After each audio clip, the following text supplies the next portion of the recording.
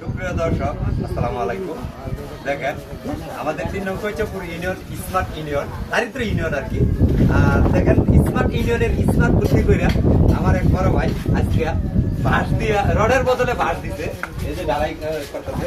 মেস্তুরি কিন্তু এটা আমার বন্ধু মানুষ, মেস্তুরি ভাই একটু আচ্ছা ভাই, আনে যে রডের বদলে বাঁশ দিতেছেন, এটা কি সিস্টেম এটা দেখেন রডের বদলে বাঁশ দিতেছে।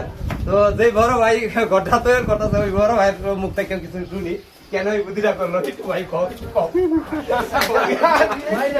কি কইলো কও। আর রডের দাম বেশি এলে না ভাই বাড়তে দিছি। তাহলে রড বাংলাদেশে শর্ট আছে। হ্যাঁ শর্ট আছে। যাই হোক, আমার ওই বড় ভাইও বললো যে রড নাকি বাংলাদেশে কম কম থাকার কারণে যাতে রডের দামটা একটু সস্তা হয়, রড ব্যবহার না করা লাগে, সেই জন্যই আর কি বাঁশ দেয়া তৈরি করতেছে। তো আপনারা এটা কমেন্টে জানাবেন কেমন হইতেছে। লাইক কমেন্ট শেয়ার করে পাশে থাকবেন। ওকে, আসসালামু আলাইকুম।